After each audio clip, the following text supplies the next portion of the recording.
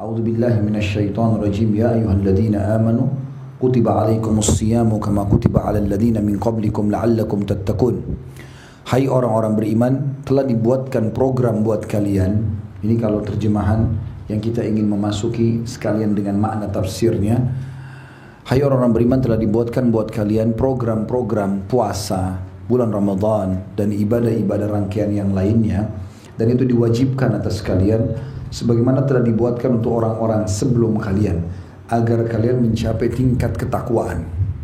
Ramadan adalah bulan pelatihan, peningkatan skill spiritual seseorang. Di Jakarta ini banyak sekali lembaga-lembaga spiritual, dan itu mulai tenar beberapa tahun terakhir karena dianggap setelah seorang pegawai ikut di lembaga itu, maka tingkat pemahaman atau tingkat spiritualnya, keimanannya lebih tinggi. Karena dianggap bahwasanya trainernya bagus, staff-staffnya bagus, ya mungkin alat-alat yang dipakai juga bagus. Diharapkan kita outputnya juga bagus. Dan itu memang banyak diekspos seperti itu.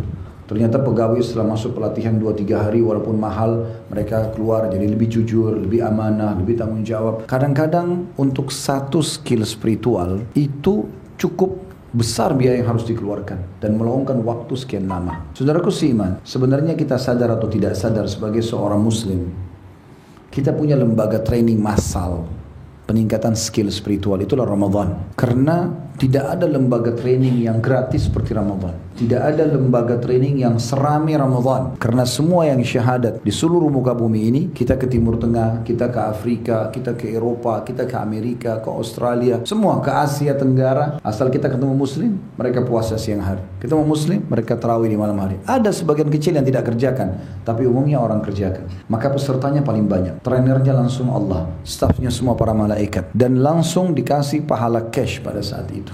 Ada sebuah sabda Nabi SAW yang wajar menjadi tolok ukur bagi kita. Yang kata Nabi SAW, ragama anfum ri'in, ragama anfum ri'in, ragama anfum ri'in. Artinya, terhinalah seseorang itu, terhinalah seseorang itu, terhinalah seseorang itu. 3 kali Nabi SAW ulangi. Maka para sahabat penasaran, ya Rasulullah, siapa yang anda maksud nih? Luar biasa gitu terhinanya. Maka kata Nabi SAW, siapa yang mendapat kedua orang tuanya dalam keadaan hidup dan tidak bisa membawanya masuk ke dalam surga. Dia tidak berbakti selama orang tuanya hidup. Dan siapa yang mendapatkan Ramadan, kemudian Ramadan itu pergi tanpa diampuni dosa-dosanya. Berarti memang ada motivasi yang sangat tegas dan yang jelas dari Nabi SAW, maksimalkan Ramadanmu nih. Ramadan itu, teman-teman sekalian, bulan yang penuh dengan kemuliaan. Luar biasa. Setiap tiba Ramadan, selalu Nabi SAW mengatakan, telah tiba kepada kalian bulan Ramadan. Iklan jelas, wahai muslimin, pada bulan itu bulan yang penuh dengan berkah. Berkah artinya semua akan dicukupi. Makan sedikit buka puasa, cukup. Makan sedikit sahur, cukup. Minum sedikit, cukup. Tidur istirahat sedikit, cukup. Semuanya diberkahi oleh Allah SWT. Yang di dalamnya semua pintu-pintu surga dibuka. Apa maksudnya pintu-pintu surga dibuka? Artinya dibuka pendaftaran. Kalau kita lewat di sebuah kampus atau kantor, dibuka pendaftaran 1 Januari sampai 31 Januari. Misal, lalu ada orang cuma lewat saja, saya mau kuliah di sini, tapi nggak pernah daftar. Diterima nggak? Hah? Kenapa lesu bener ini? Setuju nggak bahasan Ramadan nih? Setuju? Yang nggak setuju, aneh imannya. Kena mau sambut Ramadan mestinya semangat. Atau lewat di sebuah kantor buka penerimaan pegawai baru 1 sampai 31 Januari. Lalu dia cuma lewat, saya pengen kerja sini, tapi nggak pernah daftar. Mengkhayal, daftar. Ini iklan resmi dari 1400 tahun yang lalu.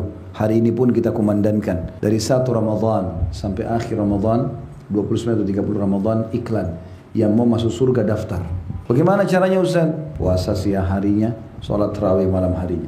Selesai. Seluruh orang lakukan. Kalau kita sendiri saja, orang lain gak kerjakan mungkin berat. Ini semua orang.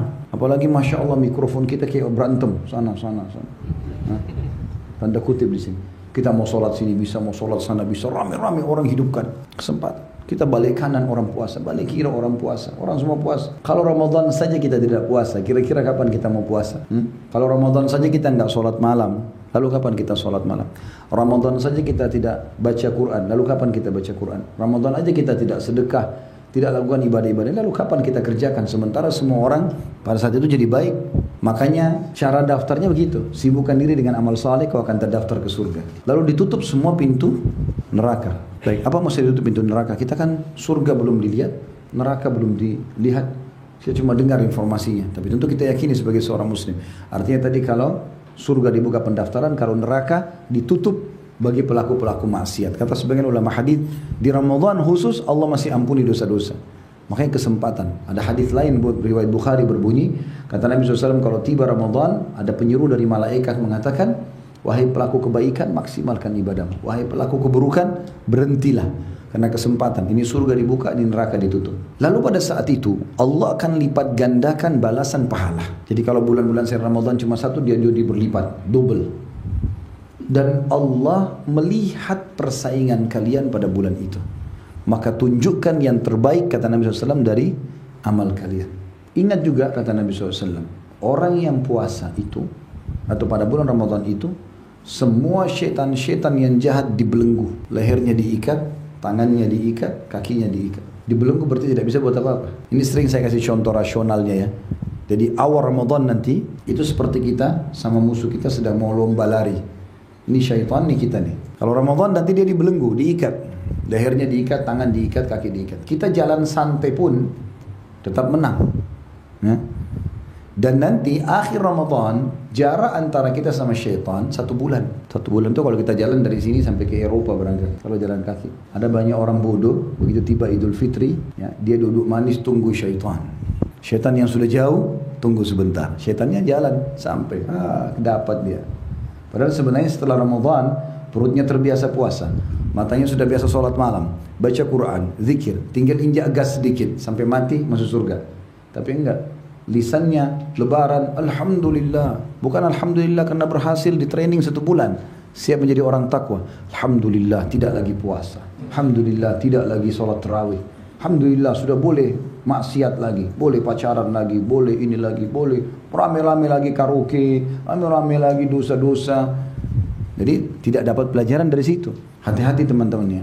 Peringatan Allah Subhanahu wa taala kalau datang kepada kita itu bertahap. Awalnya melalui lisan orang. Kalau teman-teman buat salah lalu sudah ada orang ingatkan dengan lisan, itu peringatan Allah yang pertama. Peringatan yang kedua, kalau tidak mau mulai ada gangguan-gangguan, keseleo, sakit, hilang barangnya, tetap juga tidak mau, datang yang lebih besar nanti. Allah bisa tenggelamkan di bumi. Allah datangkan petir menyambar dia. Dan Abdullah bin Umar berkata, tidak akan terjadi kiamat sampai, ini tanda-tanda hari kiamat justru, 2 orang berjalan ingin menyelesaikan syahwatnya pada satu orang, kemudian pada satu tempat, mau zina, mau mabuk-mabuk segala macam.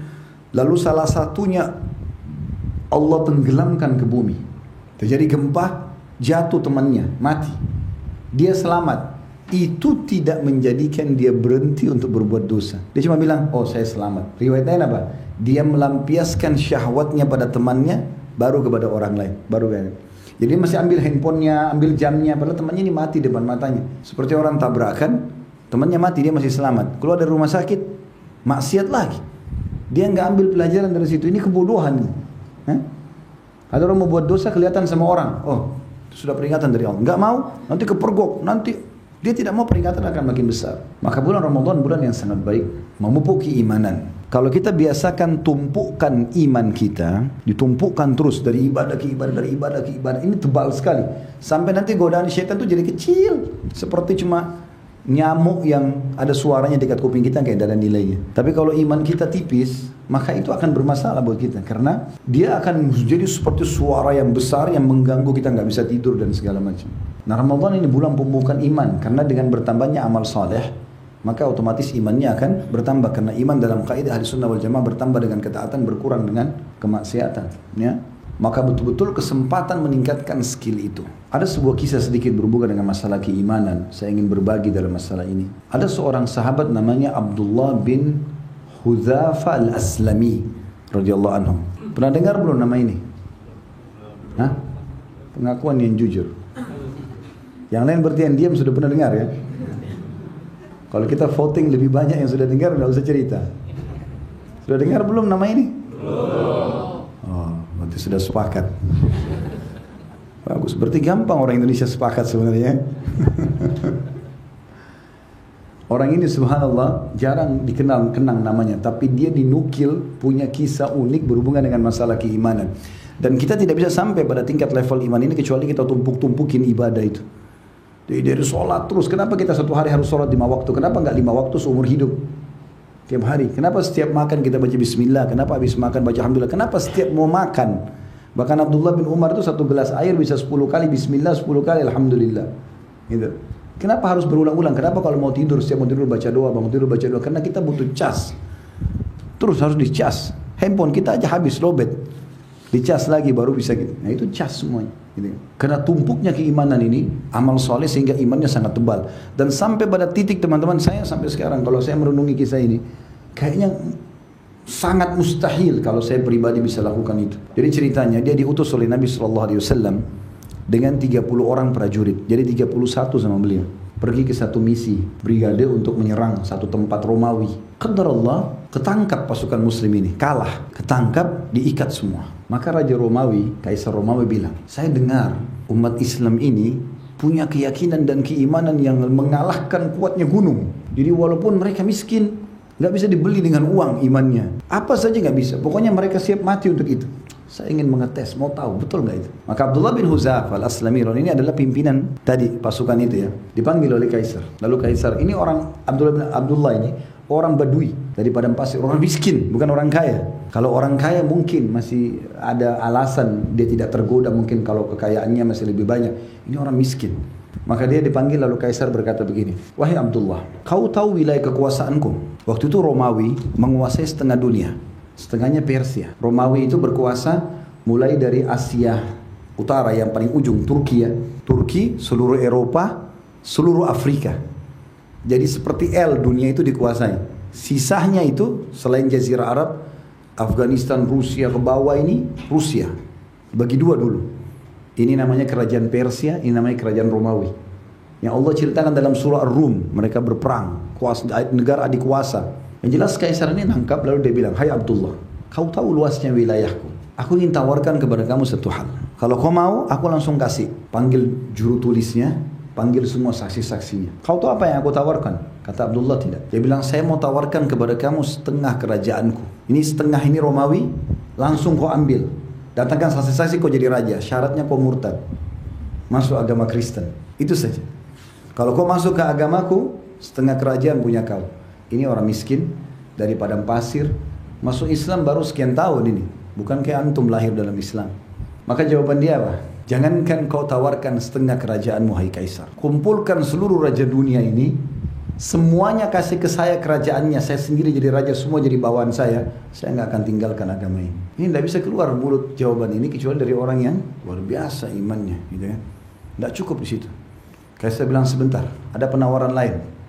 Rupanya Kaisar Romawi itu punya seorang anak gadis terkenal sangat cantik, tinggi putih, ya kita sekarang orang bule. Karena orang bule, orang Romawi. Itu semua panglima perang, raja-raja dunia waktu itu suka mau menikah sama anak ini. Dikeluarkan anak perempuan itu, duduk di sebelahnya Kaisar. Kata Kaisar, plus setengah kerajaan anakku ini. Nikahi dia. Yang dikejar oleh orang di dunia dua ini, laki-laki. Jabatan dan harta serta wanita. Anak laki-laki itu kalau mau cepat selesai kuliah bilang saja, nak kalau selesai kuliah ayah nikahkan kau, langsung semangat. Ini setengah harta, ini wanita dan tercantik lagi. Jadi kerajaan terbesar di dunia dapat wanita tercantik. Kata dia, kalau seandainya Kaisar, kau datangkan bukan cuma anak perempuan, seluruh anak-anakmu, keluargamu, wanita pun kau tawarkan semua tidak akan menggoyah imanku. Kaisar bingung, ini gimana caranya goyahkan imannya? Kerajaan nggak mau, ini nggak mau. Kata Kaisar, masukkan dia dalam penjara. Jangan kasih makan, jangan kasih minum. Nggak boleh makan, nggak boleh minum. Kita teman-teman sudah tahu kalau nggak makan seminggu pun mungkin lemas tapi masih oke. Yang penting jangan nggak minum. Kalau haus ini berat, gitu kan? Makanya Allah mengatakan dalam Al-Quran, waja'alna minal ma'i kulli syai' hayy. Kami jadikan dari air semua hal itu bisa hidup, kan gitu. Maka kata dia Kaisar, masukkan penjara, jangan kasih makan, jangan kasih minum. Kalau dia sudah lemas, laporin ke saya. Selama 3 hari gak makan, gak minum. Setelah itu Kaisar dilaporkan sama prajuritnya, sudah lemas nih Abdullah ini. Kata dia, coba masukkan ke penjaranya babi dan hamr. Tapi babi ini bukan babi biasa pinggir jalan, makanannya Kaisar. dengan rempah-rempah, dengan piringnya, dengan aromanya gitu. Dengan khamrnya yang paling mahal. Masukkan, hidangkan di depannya dia. Dia sekarang dalam kondisi lapar sekali, haus sekali. Apa yang terjadi teman-teman? Sampai 3 hari lagi ke depan, sampai membusuk dan menjamur daging itu, nggak disentuh sama Abdullah. Melapor pengawalnya Kaisar ini kepada Kaisarnya, ini Abdullah nggak tergoyah imannya. Panggil kalau gitu, keluarkan dari penjara, diseret, sudah lemas sekali. Begitu tiba di depan Kaisar, kata Kaisar, kenapa kau tidak makan? Bukankah kau lapar? Dia bilang, demi Allah hai Kaisar, saya tahu di saat keadaan saya sekarang ini, itu babimu dan khamarmu sudah halal buat saya. Karena dalam keadaan darurat. Tapi saya tidak akan membiarkan kau menghina agamaku. Sekali haram, haram. Lebih jauh dari itu Kaisar buat. Kaisar bilang, kalau begitu, saya akan menghukum kau, membunuh kau. Tapi bukan mati biasa, mati yang luar biasa. Kau tahu bagaimana? Abdullah diam saja. Didatangkan periuk besar, isinya minyak panas. Minyak panas, mendidih. Lalu kata Kaisar, saya akan cemplungkan kau ke sini. Kau mau tahu bagaimana panasnya api ini? Minyak ini dipanasin sama dia. Memang itu untuk penyiksaan orang. Didatangkan prajuritnya Abdullah satu persatu. Kita begitu dilempar sama baju-baju perangnya, dilempar, tiba-tiba dalam hitungan detik jadi tulang-tulang saja. Karena panasnya minyak itu. Abdullah lihat nih. 1 dilempar, 2 dilempar, sampai 30, habis semua. Lalu kemudian kata Kaisar, masuk gilirannya dia. Abdullah diseret, terus Abdullah nangis nih. Abdullah nangis nih. Netes dari mata.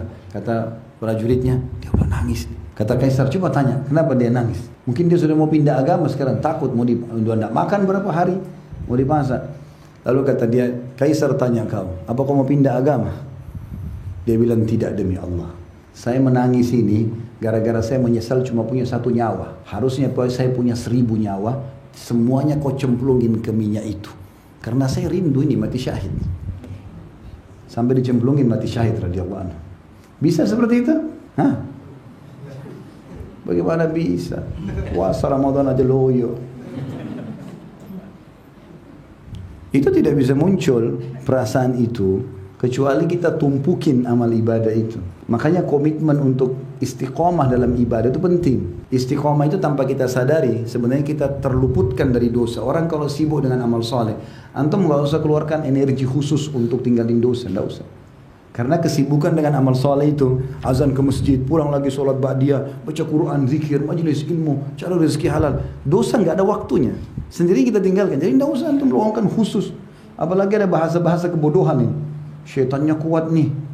Syaitan kuat apa? Memangnya nampak depan antum? Main cekik-cekik? Kan tidak. Qaruz zina, gitu misalnya. Enggak. A'udzubillahi minasyaitonir rajim, dibakar sama Allah. Selesai. Jadi jangan pakai bahasa itu. Nah Ramadan ini kesempatan. Syaitan ini dibelenggu. Kesempatan kita beramal saleh. Tingkatkan keimanan. Pahalanya besar. Ya, ketebalan iman akan terasa. Dan manfaatnya akan sangat besar ke depannya. Derajat tinggi di surga dan seterusnya. Lalu kata Nabi SAW melanjutkan hadis, dan di bulan Ramadan ada malam lebih baik daripada 1000 bulan. Siapa yang terharamkan dari kebaikannya, maka dia terharamkan dari semua kebaikan. Artinya malam Lailatul Qadar ini malam yang mulia. Walaupun di 10 terakhir Ramadan, tapi teman-teman kata ulama, orang kalau tidak menggencet dirinya terbiasa ibadah di awal Ramadan, akhir Ramadan jadi malas. Karena orang itu di akhir-akhir, di garis finish, walaupun capek, dia siap untuk mengejar garis finish yang sudah berusaha dari awal. Kalau dari awal dia malas, ketinggalan jauh, tambah malas nanti terakhirnya. Paham nggak? Kalau dari awal kita belajar terus, kejar ingin dapat nilai yang tinggi. Nanti pada saat ujian, walaupun ada sedikit malas, tapi kita terdongkrak karena sudah ada pemicu dari awal. Tapi awal malas belajar, tiba-tiba malam ujian, saya mau dapat nilai penuh, mulai hafal. Padahal tidak pernah tahu sebelumnya, nggak bisa. Jelas nggak? Jadi orang yang dapat Lailatul Qadar itu memang yang semangat sampai begadang malam itu justru orang yang dari awal dia terus pupuk dirinya. Lailatul Qadar lebih baik daripada 1000 bulan, yang berarti sama dengan 83 tahun plus 4 bulan. Plus 4 bulan. Berarti kalau kita baca subhanallah saja pas Lailatul Qadar sama dengan mengucapkan subhanallah 1000 bulan. Atau 83 tahun plus 4 bulan. Bayangkan kalau kita bilang subhanallah, subhanallah, subhanallah, tidak pernah berhenti, tidak pernah tidur, nggak pernah makan, nggak pernah minum, 83 tahun, bisa nggak? Susah. Satu malam itu dapat. Kita sayangkan teman-teman sekalian di Indonesia masih belum difahami makna ini. Sehingga mereka di awal Ramadan ramai di masjid, akhir Ramadan ramai di mall. Cari baju lebaran. Baju lebaran sekarang ini. Sebentar pulang malam cari baju lebaran. Ya, nggak antri, nggak macet, harganya murah, modelnya banyak. 10 terakhir Ramadan, malaikat lagi turun ke langit bumi, dilipat gandakan pahala. Karena Lailatul Qadar itu semua kita pasti dapat. Nggak ada yang nggak dapat itu. Semua lewati. Tapi siapa yang beribadah pada saat itu? Kan pasti dilewati kan selama hidup, nggak mungkin nggak dilewatin kecuali sudah mati. Berarti tetap orang lewatin, tapi siapa yang dapat taufiknya beramal? Kata ulama, yang memang yang niat mau mendapatkannya dari awal. Dari awal sibuk ibadah, nah Lailatul Qadar Allah bangunkan itu. Imam Nawawi rahimahullah mengatakan, aku pernah mengisi Ramadanku dengan ibadah. Pas di malam Lailatul Qadar itu dia bilang aku tertidur, capek tiba-tiba tertidur. Sudah lama nunggu Lailatul Qadar dari awal Ramadan nih. Di pelapah, di bangunan rumahku, di atapnya, zaman dulu orang tidak pakai kayak kita beton, pakai pelapa-pelapa kurma. Di celah-celah daun-daun kurma itu, ya pelapahnya itu ada celah. Maka pas bulan di atas dan wajahku terkena cahaya bulan itu. Aku pun terkaget dengan cahaya itu yang menyentuh mataku, lalu aku terbangun. Kemudian aku sadar kalau ini malam ganjil, maka aku pun bangun beribadah kepada Allah Subhanahu wa taala. Allah hanya kasih kepada orang yang mau mengejarnya. Makanya orang kalau masuk medan perang, yang mati syahid itu hanya yang paling ikhlas. Di perang Uhud, 314 mujahid pergi ke sana dengan Nabi SAW, yang mati syahid berapa? 60. Di Badar 60. Di Uhud yang 70. Jadi 60 orang. Kenapa enggak semuanya mati syahid? Kuasa Allah SWT. Kata ulama, Allah memilih siapa yang mati syahid. Bahkan ada sahabat baru syahadat mati syahid. Di perang Uhud 700 perang, pasukan perang 70 yang mati syahid. Semua peperangan-peperangan Nabi SAW, bahkan pembebasan kota Mekah, satu pun sahabat nggak ada yang mati, gitu kan? Di perang Hunain ada korban beberapa orang, tapi kebanyakan yang mati syahid lebih sedikit. Kenapa? Karena Allah memilih siapa yang paling ikhlas, yang paling mau itu. Kalau cuman ya kalau dapat, kalau enggak ya enggak dapat lah, gitu kan? Kalau kita dapat teman-teman sekalian, Ramadan itu satu kali Lailatul Qadar dan kita sempat sholat tarawih 2 rakaat aja. Berarti sama dengan 2 rakaat itu dikerjakan selama 1000 bulan non-stop. Terus salam, sholat, 1000 bulan. Kalau kita dapat 10 kali Ramadan, berarti 830 tahun lebih. Ya. Kita melihat hampir 850 tahun. Belum untuk umur kita itu tidak akan sampai itu. Kalau 20 tahun, kalau 30 tahun, terus-menerus setiap tahun kita kerjakan, maka berapa banyak pahala yang didapatkan, gitu kan? Makanya betul sabda Nabi SAW, siapa yang telah terharamkan dari kebaikannya, dia telah terharamkan dari semua kebaikan. Jelas kan sampai sini? Baik. Jadi Ramadan harus disambut dengan meriah, dan sekarang syaitan banyak menanamkan persepsi negatif karena dia mau dibelenggu. Intinya teman-teman sekalian, kita menyambut Ramadan itu dengan kegembiraan, dengan semangat, karena memang ini saatnya kita mengecas iman kita. Dan banyak sekali manfaat yang bisa kita dapatkan.